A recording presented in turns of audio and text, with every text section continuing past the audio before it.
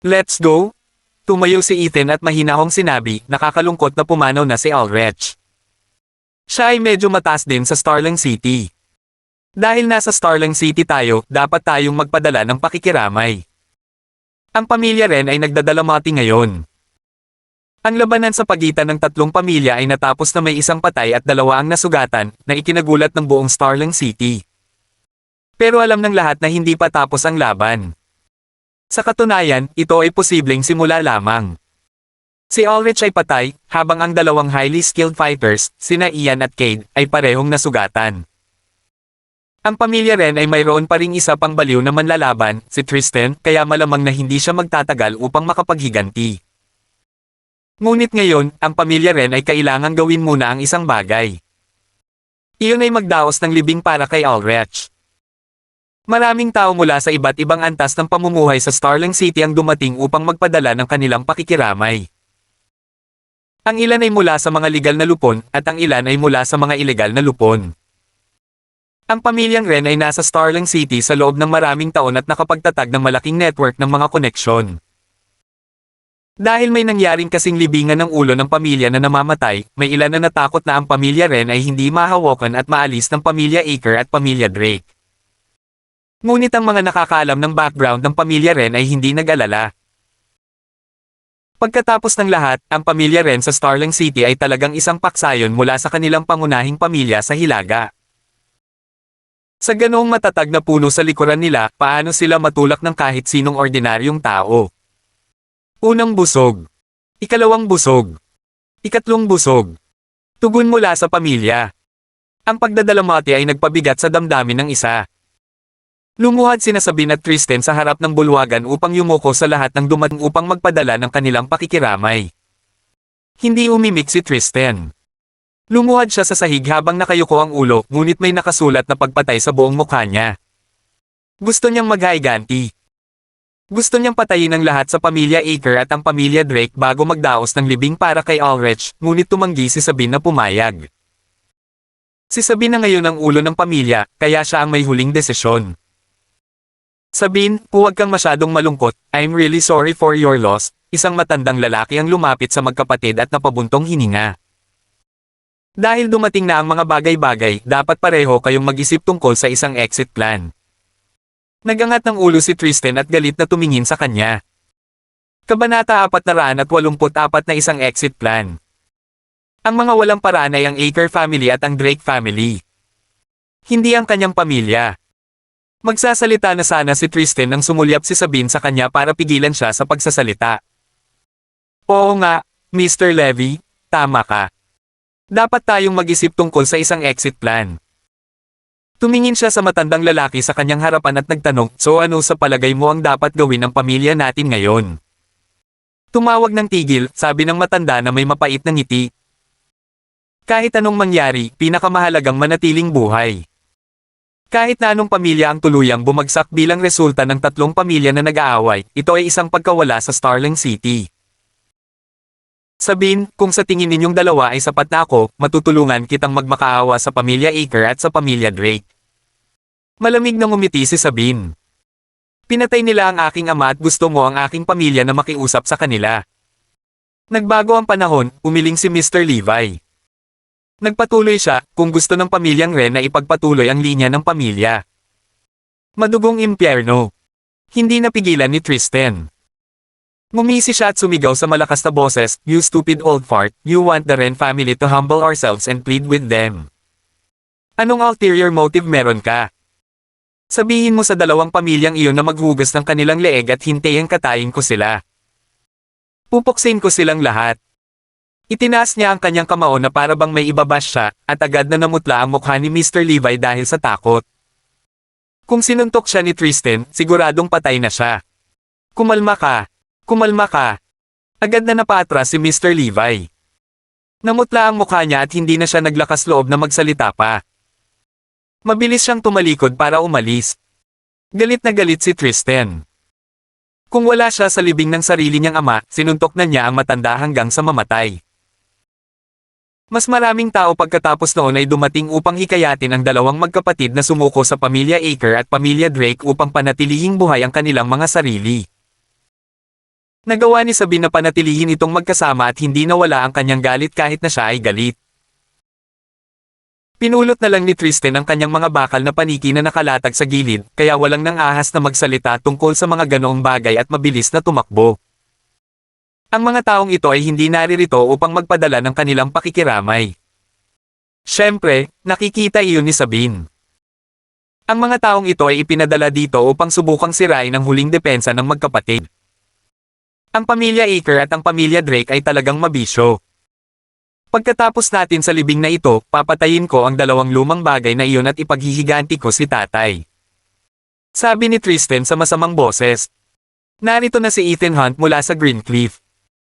Ang taong namamahala sa pagtawag sa pangalan ng susunod na bisita ang nag-anunsyo. Sabay na tumangala si Sabine at ang kanyang kapatid. Ethan Hunt. Yung Ethan Hunt mula sa Greencliff.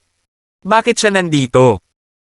Pumasok si Ethan kasama si Tom Foster at ilang iba pa sa likuran niya. How dare you pa pumunta dito?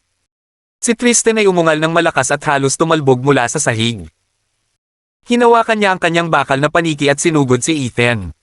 Ito ang lalaki. Ito ang taong naging sanhi ng pagkamatay ng kanyang ama. Kung hindi nagpakita si Ethan sa Starling City, mangyayari ba ang lahat ng ito?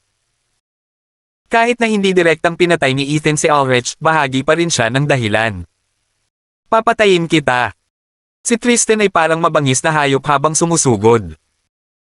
Tumayo si Ethan sa kinaroroonan niya nang hindi gumagalaw at bahagyang sumimangot. Tumigil ka. Tumayo si Sabine at hinaranggan si Tristan. Ginoo. Nandito si Hunt para magpadala ng pakikiramay, huwag kang bastos. Sis! Nagalit si Tristan. Hindi ka ba makikinig sa akin? Lumingon si Sabine kay Tristan. Nagtakip ng ngipin si Tristan, tinitigan ng masama si Ethan, saka ibinaba ang mga bakal na paniki. Kung talagang naabot niya si Ethan, malamang na kailangan pang magsagawa ng libing ni Sabine para kay Tristan. Ginoo. Han. Napatingin si Sabine kay Ethan. Hindi niya akalain na ganito kababata ang lalaking ginawang ipinagbabawal na teritoryo ang lalaking ginawang Greencliff. Marami siyang narinig tungkol sa nangyari sa Greencliff. Narinig din niya ang tungkol sa kung paano nahulog si Master Rain at ang Fairbanks ay naging whirlpool na naging dahilan ng pagkawala ng napakaraming tao sa magdamag. Maging ang pagbagsak ng pamilya Hampton sa Timog Silangan, pati na rin ang iba pang sikat na tao tulad ng 5 tigre ng Castle Rock, ay may kinalaman sa lalaking ito. Nabalitaan ko ang nangyari at pumunta ako para makiramay. Miss Ren? Ikinalulungkot kong marinig ang tungkol sa nangyari. Tumango si Ethan, kinuha ang insenso at naglakad papunta sa altar. Unang busog. Ikalawang busog. Ikatlong busog. Tugon mula sa pamilya. Sinasabi na Tristan ay parehong yumuko kay Ethan. Ginoo. Walang pakikitungo si Han sa aking pamilya ngunit pumunta ka pa rin upang mag-alay ng iyong pakikiramay, lubos akong nagpapasalamat, sabi ni Sabine.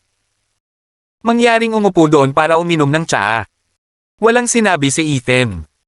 Naglakad siya papunta sa mesa at may nagdala ng tsaa. Nagpatuloy ang libing hanggang 10 p.m. Si Ethan ay nagpatuloy sa pag-upo doon at hindi nagsalita o gumawa ng anuman. Makalipas ang ilang oras, mahigit kalahati ng mga bisita ang umalis, ngunit si Ethan ay nakaupo pa rin doon. Bakit nandito ka pa? Walang iba kundi galit sa boses ni Tristan. Umalis ka. Kung hindi, baka mawalan ako ng kontrol at mapatay kita. Pero pwede ba? Mahina akong tanong ni Ethan. Nandito pa rin ako dahil pinatuloy ako ng kapatid mo. Hindi ako mananatili para sa isang tanga na katulad mo. Ano ang sinabi mo? Sabi ko, tanga ka. Ang iyong ama ay namatay dahil ikaw ay tanga at nahulog sa kanilang bitag, kaya ang iyong mga kaaway ay nagkaroon ng pagkakataong umatake. Sa sandaling umalis ka sa bahay, ang pamilya Ren ay karaniwang nahulog sa isang malalim na bangin at walang paraan na hindi mo mailigtas ang iyong sarili. Ikaw, nanginginig sa galit si Tristan. Pero alam niyang tama si Ethan. Kung hindi siya umalis at pinrotektahan ng tahanan, kung gayon kahit na ang dalawang mandirigma na iyon ay dumating sa pag-atake, hindi nila magagawang patayin si Ulrich. Lahat ng ito ay salamat sa iyo, hindi ba? Still so pipi? Umiling si Ethan. Maaari kang magpatuloy sa pagiging pipi hanggang sa masira ang buong pamilya ng Ren. Kalokohan. Galit na sigaw ni Tristan. Ang mga mamamatay ay ang pamilya Drake at ang pamilya Aker. Ganoon ba? Biglang tumawa si Ethan. Kabanata 485, anong ibig mong sabihin? Nagdilim ang ekspresyon ni Tristan. Wala siyang magandang impresyon kay Ethan noong una at ngayon ay naglakas loob pa rin siyang pumunta rito para magsabi ng mga kakaibang bagay. Kapag natapos na ang libing ni Ulrich, lilipulin niya ang pamilya Aker at ang pamilya Drake. Ang mga napahamak ay ang pamilya Aker at pamilya Drake. Tristan. Lumapit si Sabine. Huwag kang bastos. Sis, nanggigigil ang ngipin ni Tristan. Itong tao dito ay nagbubuga ng kalokohan. Sinabi niya, pumunta ka dyan, ako na ang bahala kay Mr. Hunt. Huminga ng malalim si Tristan para pigilan ang galit sa loob niya at hindi na nagsalita pa. Nagsalungat ang emosyon ni Sabine habang nakatingin kay Ethan. Sinabihan siya ni Ulrich na huwag kamuhian ang taong nasa likod ng lahat ng ito. Marahil si Ethan ang nasa likod nito, ngunit tila hindi ito posible sa parehong oras. Paano posibleng maalog ng isang Ethan ang ilegal na bilog ng Starling City? Maraming makapangyarihang pamilya sa Hilaga na sumusuporta sa lugar na ito. Nalaman niya na ang pamilya Drake ay suportado ng pamilyang Saxon sa Hilaga, habang ang pamilya Aker ay suportado ng pamilya Hale sa Hilaga.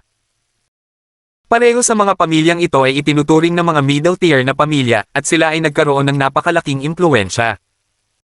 Sila ay hindi bababa sa kanyang pangunahing linya ng pamilya sa Hilaga. Nang malaman ni Sabine na ang pangunahing pamilya sa Hilaga ay hindi makapagpadala ng tulong kahit na sila ay nasa problema, alam niya na ang mga bagay ay naging napakakomplikado. Ito ba ay isang bagay na posibleng maalog ni Ethan Hunt, ang hari ng ipinagbabawal na teritoryong Greencliff? Iyon ay hindi posible. Iyon ay tiyak na imposible. Ginoo. Hunt, bakit ka pumunta sa Starling City? Binuhusan ni Sabine ng isang tasa ng tsaa si Ethan at mahinahong nagtanong ng isa pang tanong, alam na ba ni Mr. Hunt na biglang may mangyayaring ganito sa pamilya ko? Diretsong tanong niya. Oo, alam ko na.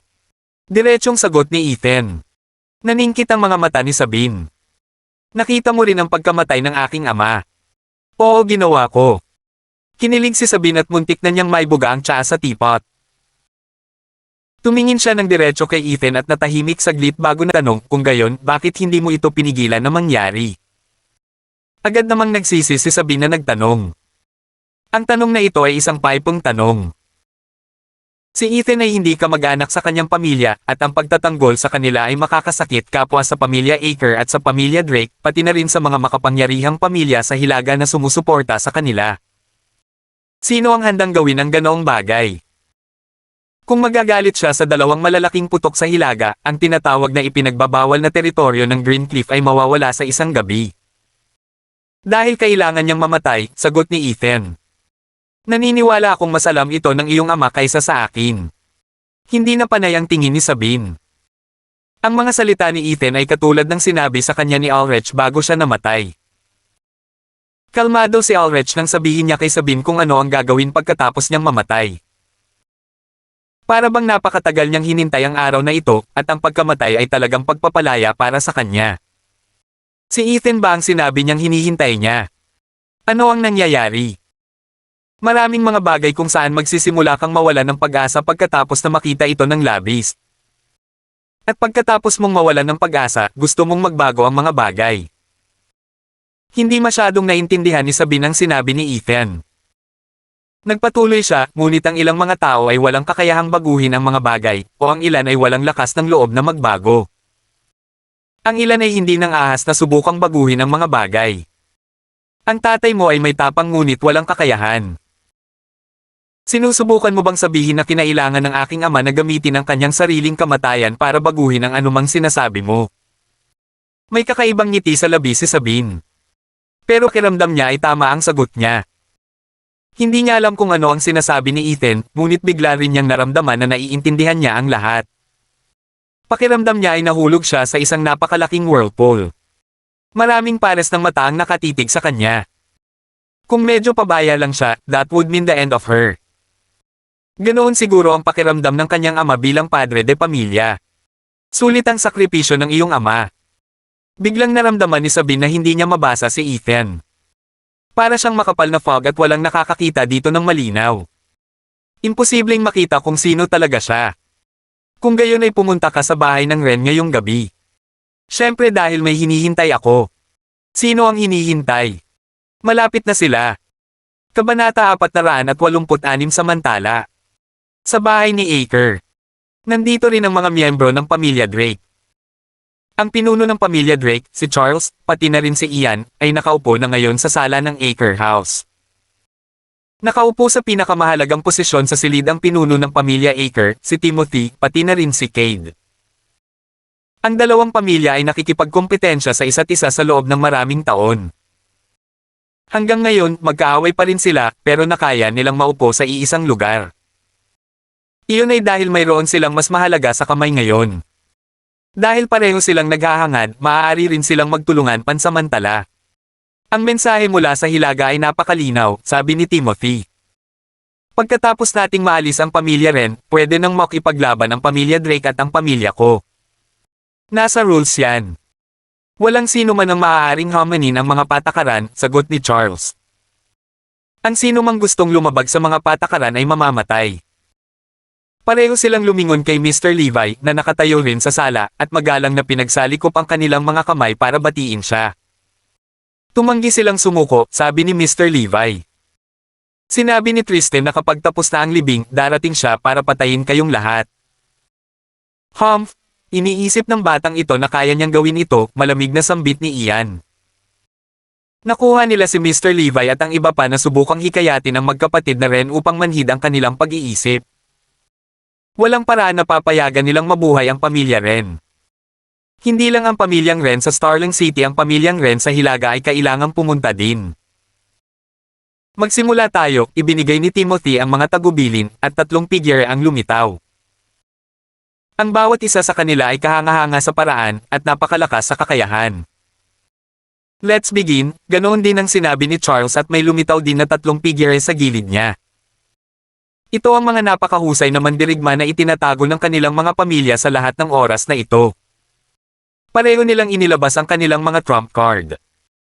Sa ibabaw, ang dalawang pamilya ay tila mayroon lamang Cade at Ian, dalawang malalakas na mandirigma na malapit sa yugto ng Grandmaster. Ngunit talagang iniiwasan nila ang higit pang mga bihasang mandirigma at ito ang kanilang pinakamagaling.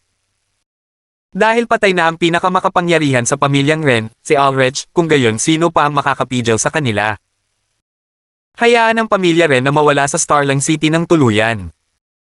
Simula bukas, maglalaban-laban ang pamilya mo at ang pamilya ko base sa kakayahan natin, Claire ni Timothy sa malakas na boses. Malamig na tumawa si Charles at tumayo. Mayroon akong parehong mga iniisip. Saka siya lumabas kasama ang mga tauhan niya. Tulad ng para sa 6 na figure, mabilis silang nawala sa gabi. Naningkit ang mata ni Jordan habang pinagmamasdan ang pag-alis ng mga kapamilya ni Drake sa bahay. Dad, nakapaghanda na po ako. Kapag dumating na ang bukas, maaari na tayong lumipat sa pamilya Drake. Naghahanda din ang panig ni Benjamin. Pagbabante ni Timothy, 1 month. Bibigyan kita ng 2 buwan para matiyak na ang lungsod na ito ay ganap na nasa kontrol ng pamilya Aker. Hindi niya inaasahan na ang pamilya Drake ay nagtatago ng napakaraming mandirigma sa kanyang sariling mga inapo. Marami sa kanila ay aktibo sa legal na bilog, ngunit ngayon nalaman niya na silang lahat ay may mataas na kasanayan at hindi mukhang mas mahina kaysa kay Tristan. Ang pagpupuna sa pamilya Ren magdamag ay magiging napakasimple. Mahusay na itinago ng pamilya Drake ang kanilang mga sarili. Pero syempre, hindi rin mahina ang pamilya Aker. Ngayong gabi ay ang oras para sa magkabilang panig upang ilabas ang kanilang mga trump card.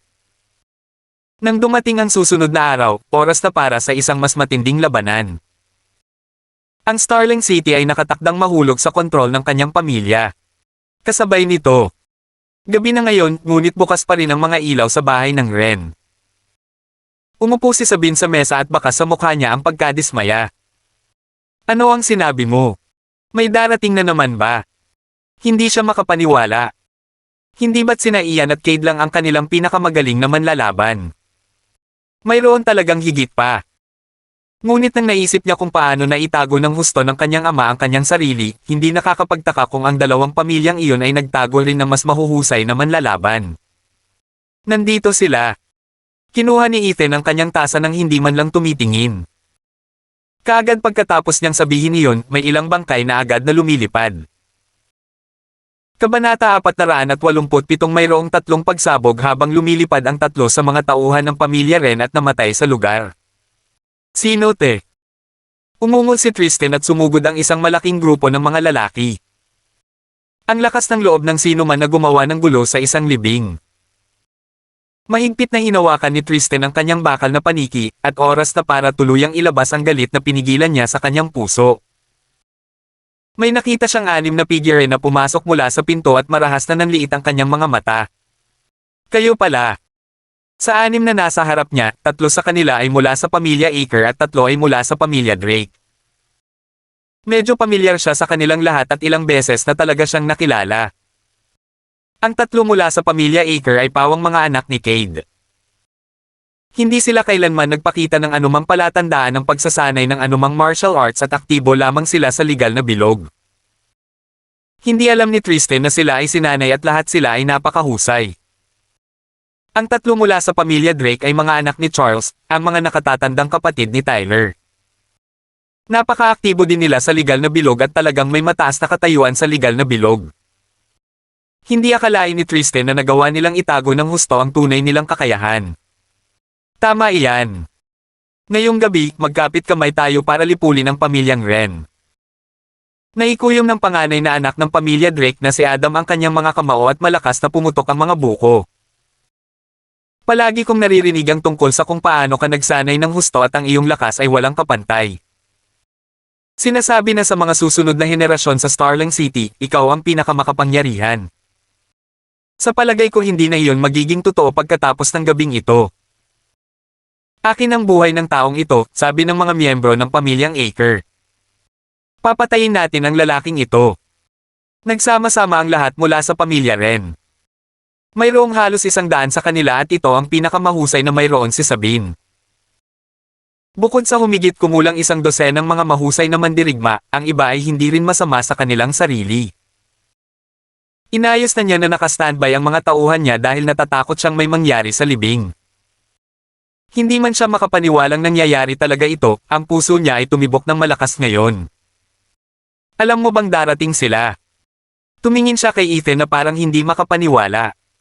Alam na talaga ni Ethan ang lahat. Hindi niya mayayos ito, kaya malamang na nahulaan niya o napag-iisipan na mangyayari ito. Ngunit dahil nahulaan ng tama ni Ethan ang bawat hakbang ng paraan, ginawa siyang talagang nakakatakot na tao. Matagal ko na silang hinihintay. Tumangala si Ethan sa 6 na lalaki. Sila ang pamilya Drake at tunay na trump card ng pamilya Aker. Ito ay hindi lamang tungkol sa kanilang mga kakayahan sa pakikipaglaban, ngunit tungkol din sa kanilang potensyal at kanilang mga kinabukasan. Mamatay man si Charles o Timothy, hindi ito magkakaroon ng malaking epekto sa dalawang pamilya dahil palihim na nilang inayos ang susunod na henerasyon para agad na pumalit sa kanilang mga posisyon. Ang dalawang makapangyarihang pamilya ay mananatiling makapangyarihan gaya ng dati. Hindi estilo ni Ethan na putulin lamang ang isang halaman nang hindi inaalis ang mga ugat nito ng lubusan. At ngayon, nalantad ang mga ugat. Ang magkabilang panig ay nagsimula ng makipaglaban sa looban at hindi nagpakita ng anumang awa. Nakamamatay ang bawat galaw. Nagkaroon ng kislap ng mga kutsilyo at pag-spray ng dugo kung saan-saan. Agad na nakaramdam ng pagkabalisa si Sabine. Napakalakas ng 6 na lalaking ito. Parang lahat sila ay walang mas mahina kay Tristan. Ang 2 sa kanila ay nakikipaglaban ngayon kay Tristan habang ang 4 pa ay parang mga lobo sa gitna ng mga tupa na madaling pinapatay ang mga lalaking pamilya ng Ren. Ang mga ordinaryong lalaki ay walang kapantay sa 6 na ito. Para silang gawa sa clay at ceramic at hindi man lang makatagal sa isang galaw mula sa kanilang 6. Sa loob lamang ng ilang minuto, mahigit 12 na ang napatay.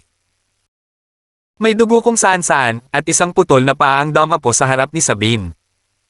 Mabilis na tumibok ang kanyang puso. Kahit na siya ang may kontrol sa ilegal na bilog para sa pamilyang Ren, hindi pa siya nakakita ng ganoong kalupit na eksena noon. Nanginginig ang kamay niya. Huminga siya ng malalim at kumabog ang dibdib niya. Protektahan ng young mister. Angal ng bodyguard niya habang nakatayo sa harap ni Sabine. Ngunit hinawakan ni Adam ang kanyang lalamunan, pagkatapos ay binali ang kanyang leeg sa isang matigas na pagpik ng kanyang palso. Kabanata 488, Ikaw. Nagsimulang magpanik si Sabine. Sila ba ang trump card ng pamilya Drake at ng pamilya Aker? Hello Miss Ren, kumusta ka? Kumpiyansa na naglakad si Adam.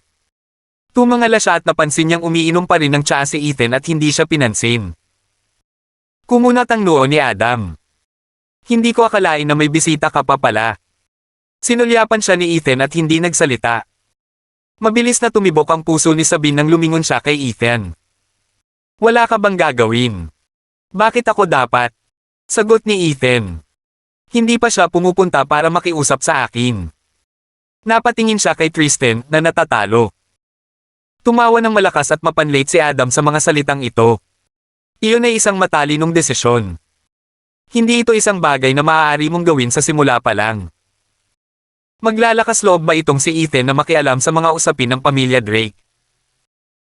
Kahit na ang pamilya Ren sa norte ay nagpadala ng mga tao dito para tumulong, hindi nila mapipigilan ng mga ito na lipulin ang pamilya Ren ngayon. Mamamatay na ang pamilya Ren ngayong gabing ito. Hindi ako makapaniwala na magsasama-sama ang pamilya Drake at ang pamilya Aker. Nagtakip ng ngipin si Sabine at sinubukang maging kalmado. Kahit na ang kanyang sariling nakababatang kapatid ay maaaring hindi magkaroon ng pagkakataon laban sa isang bihasang manlalaban tulad ni Adam, lalo na ang kanyang sarili. Ngunit ngayon si Tristan ay inaatake ng dalawa pang iba at halos hindi niya nailigtas ang kanyang sarili. Ang iba ay pinapatay din. Talagang napahamak ang pamilya Ren sa pagkakataong ito. Gustuhin mang makialam ni Ethan, baka wala siyang kakayahan.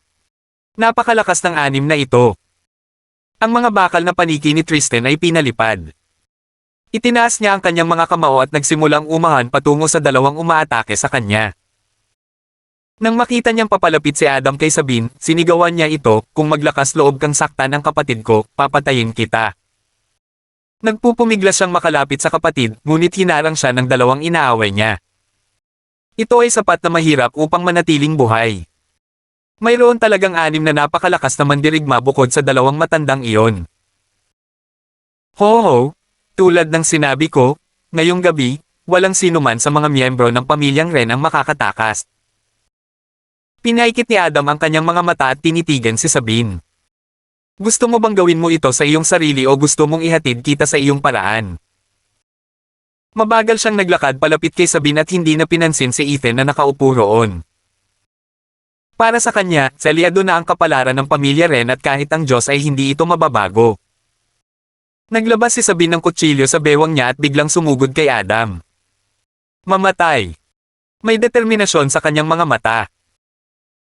Malamig na tumawa si Adam at tinamaan ang kutsilyo mula sa kamay ni Sabine, pagkatapos ay sinampal ng malakas si Sabine sa mukha at nahulog siya sa sahig. Iyon lang ang mayroon ka. Nasa kamay na ni Adam ang kutsilyo at inilagay ito sa leeg ni Sabine.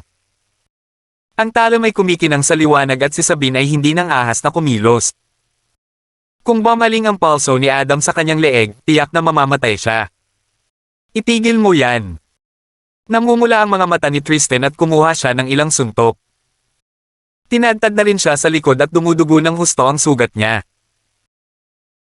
Nang makita niyang isang hakbang na lang ang layo ni Sabine sa kamatayan, tuluyan na siyang nabaliw ngunit wala siyang lakas para iligtas ito kahit na gusto niya talaga. Halos patay na ang mga bodyguard ng pamilya Ren. Ethan! Ethan! Malakas na sigaw ni Tristan na para bang isang caveman na nabaliw. Nakikiusap ako sa iyo. Nakikiusap ako sa'yo. Iligtas mo ang kapatid ko. Bilasan mo at iligtas ang kapatid ko. Hinawakan ni Ethan ang tasa ng tsaa sa kanyang mga kamay at hindi tumitingin. Ganyan ka ba nagmamakaawa sa isang tao?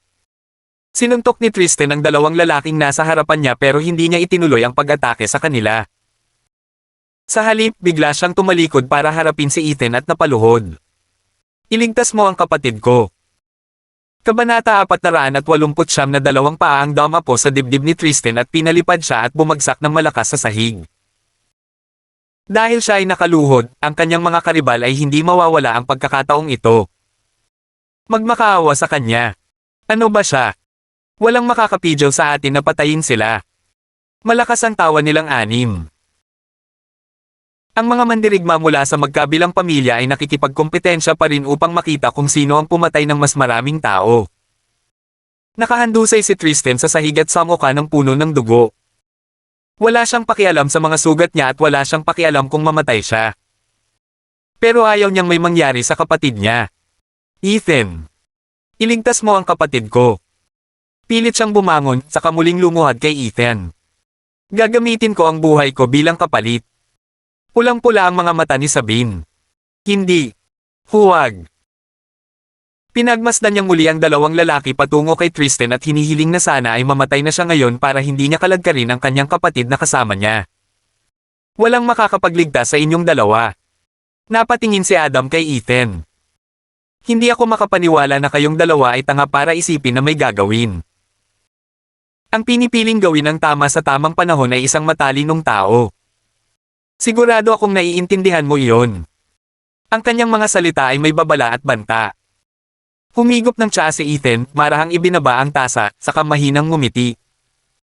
Hindi ko maintindihan iyon. Katatapos lang niyang magsalita. Ang tasa ng tsaa sa mesa ay biglang lumipad patungo kay Adam na parang bala. Nanliit ang mga mata ni Adam at agad niyang ginamit ang kutsilyo sa kanyang kamay para harangin ito. Ito ay masyadong mabilis. Ang tasa ng tsaa ay tumama sa kutsilyo ng napakalakas kaya napamanhid ang kanyang pulso dahil sa panginginig ng boses at agad siyang napaatras. Mabilis na hinayla ni Adam ang kanyang sarili at may kumikinang sa kanyang mga mata nang muling ibinaba ang kutsilyo patungo sa lalamunan ni Sabine. Imposible! Isang malakas na bugzo ng hangin ang tumama sa kanya at bumungad sa kanya si Ethan. Imposible iyon. Paano siya naging mabilis? Nasa kalagitnaan pa rin ng hangin ang braso ni Adam at hindi pa nakakarating sa lalamunan ni Sabine. Ikaw ang humihingi nito. Pinahihit niya ang kanyang baywang upang ang matalim na kutsilyo ay nakatutok na ngayon sa puso ni Ethan. Ngunit masyadong mabilis ang kamao ni Ethan. Isang suntok. Ang suntok niya ay parang shell na bumagsak ng malakas sa dibdib ni Adam bago pa niya maibaba ang kutsilyo. Nagkaroon ng matinding boom. Ah! Lumipad palabas si Adam at huminto lamang pagkatapos gamulong ng ilang beses sa sahig. Natakot siyang tumingin kay Ethan. Pinunasan niya ang dugo sa kanyang mga labi at sinabing may pananakot siya ay isang mahusay na mandirigma. Hindi niya akalain na ganito pala kitikot ang lalaking nasa harap niya. Kung ang suntok na iyon ay tumama pa ng 1 pulgada sa kanyang kaliwa, malamang ay patay na siya ngayon. Agad namang sumugod ang 5 pa at hindi na sila mapakali na patayin sina Tristan at Sabine ngayon. Ang isang suntok na ito ay nabigla sa kanila nang hindi makapaniwala. Paano nagkaroon ng isang nakakatakot na tao sa pamilya Ren? Sino ka? Malakas na hiling ni Adam. Ang kanyang mga mata ay maingat at walang anumang paghamak sa kanya kanina. Ethan Hunt mula sa Greencliff. Pinagmasdan silang lahat ni Ethan at nasyahang tumango. Nagtipon na kayong lahat dito ngayon. Pagkatapos ng mahabang pagtatago, sa wakas ay nakalabas na kayo. Napatulala si Sabine. Hindi niya alam kung ano ang nangyari. Nasa likod niya ngayon si Ethan, kaya paano siya nasa harap niya ngayon? At paano niya pinalipad si Adam sa isang suntok? Masyadong mabilis ang lahat at wala siyang nakita. Maging si Tristan ay anino lang ni Ethan ang nakita mula sa malayo. Nagpakita siya sa harap ni Adam na parang multo. At ang suntok na iyon. Kung si Tristan ang nasuntok, patay na siya ngayon. Kabanata 409, Greencliff. Iyong ipinagbabawal na teritoryo. Naalala agad siya ng mga mula sa pamilya Aker. Jonathan ay tinuruan ng leksyon nitong si Ethan at napahiya ang kanilang pamilya. Ngunit dahil hindi nang ahas si Ethan na patayin si Jonathan, nangangahulugan ito na nag-iingat siya sa pamilya Aker. Ngunit ngayon ay lumalaban siya sa pamilya Aker. I'd advise you not to be a busybody, malamig na sabi ni Adam. Narinig mo ba yon kanina? Tanong ni Ethan. Lumuhad ang batang iyon para magmakaawa sa akin. Kaya simula ngayon, akin na ang buhay niya. Bukod sa aking sarili, walang sino man ang pinapayagang pumatay sa kanya. Anong matatapang na salita? Patayin siya. 6 sa kanila ang nagpalitan ng tingin at hindi na nag-atubili pa. Kung hindi nila pinatay si Ethan, malamang na walang paraan para patayin sina Sabine at Tristan. Ano ang kalokohang ito tungkol sa pagiging isang ipinagbabawal na teritoryo ng Greencliff? Aalisin nila ang lahat sa isang gabi. Pinalibutan sila ng 6 kay Ethan. Pakiramdam ni Sabine ay parang nadudurog ang kanyang puso. Ito ay masyadong mapanganib. Muntik nang mamatay si Tristan sa pagtatangkang kalabanan silang dalawa. At ngayon kinailangang harapin ni Ethan ang 6 sa kanila. Ngunit may biglang sumabog at pinaalis muli si Adam. Ngunit sa pagkakataong ito ay wala na siyang pagkakataong sumigaw. Malakas siyang bumagsak sa sahig at namatay on the spot. Tapos na ang isa. Sigaw ni Ethan. Pagkatapos ay naghagis siya ng pangalawang suntok. Matapos ang isa pang pagsabog, isa sa mga miyembro ng pamilyang Aker ang nataman. Bumaon sa mismong dibdib niya ang pag-spray ng dugo sa bibig at agad na nabali ang kanyang gulugod. Patay. 2 pababa. Ang boses ni Ethan ay parang isang demonyo mula sa kailaliman ng impyerno at ginawa ang natitirang 4 na takot para sa kanilang buhay. Nakakakilabot siya. Masyadong nakakatakot. Paano nagkaroon ng isang nakakatakot na tao? Ang mga kamao ni Ethan ay parang side ng Grim Reaper at espesyal na inilaan para sa pag-aani ng mga buhay. 3 pababa. Pababa ang 4. 5 pababa. Makalipas ang 3 suntok, lumipad ang 3 figure. Lahat sila ay namatay kaagad sa pagkakitama at hindi man lang nagkaroon ng pagkakataong ipagtanggol ang kanilang sarili. Ang huling nakatayo ay marahas na nanginginig at hindi nang ahas na lumapit kay Ethan. Nanginginig ang labi niya habang pinagmamasdan si Ethan na dahan-dahang lumalapit sa kanya. Unti-unti na siyang nagsisimulang magkaroon ng nervous breakdown. Huwag kang lalapit. Huwag kang lalapit. Pakiramdam niya ay tumindig ang lahat ng balahibo niya. Huminto si Ethan sa paglalakad papunta sa kanya at nakahinga ng maluwag ang huling nakatayo. Ngunit ang sumunod na nalaman niya, isang bakal na paniki ang tumusok sa kanyang puso mula sa likuran. Si Tristan ay may hawak na bakal gamit ang kanyang mga kamay at may pagbabante sa kanyang mukha. Mamatay. Pumunta sa impyerno. Ang 6 na pinakamahusay na manlalaban mula sa Aker family at sa Drake family ay patay na lahat. Dumaan ang hangin at natangay ang baho ng dugo. Nanginginig pa si Sabine. Blanko ang kanyang isip at hindi makapaniwala sa kanyang nakita. Si Ethan ba ay isang Diyos? Sis! Lumapit si Tristan at tinulungan si Sabine na makatayo. Nakahinga siya ng maluwag nang makitang okay na siya. Halos patayin na si Sabine. Nilinggan niya si Ethan. Ang puot sa kanyang puso ay nauwi sa pasasalamat pati na rin ang ilang paggalang kay Ethan. Masyado siyang malakas. Kahit na ang isang Grandmaster Fighter ay namatay sa mga kamay ni Ethan. Ikaw, sinubukan ni Sabine na magsalita ngunit napagtanto niyang tuyong-tuyo na ang kanyang lalamunan at wala siyang mailabas na salita. Matapos lunukan ang kanyang laway ng ilang beses, sa wakas ay nagawa niyang sabihin, ikaw. Sinadya mong hinintay na lumitaw silang 6. Ang 6 na lalaking ito ang pinakamaingat na itinago ng 2 pamilya. Sila ang mga trump card ng 2 pamilya at kumakatawan sa kanilang mga kinabukasan. Mas mahalaga pa sila kaysa sa 2 matandang iyon na lumaban para sa kanila. Malamang naisip ng 2 pamilya na ito ay isang magandang pagkakataon para sa kanila na maunawaan kung gaano kalakas ang kanilang mga magiging karibal, ngunit walang sinumang umasa na naghihintay si Ethan dito para sa kanila. At ngayon, patay na silang lahat. Kung puputulin mo ang mga halaman na iyon, kailangan mong tiyakin na mapupuksa mo ang mga ugat, sabi ni Ethan ng mahinahon. Ngayong wala na ang mga ugat, oras na para kunin ang mga halamang iyon. Salamat po at sinamahan niyo ako dito. God bless po sa lahat mga idol.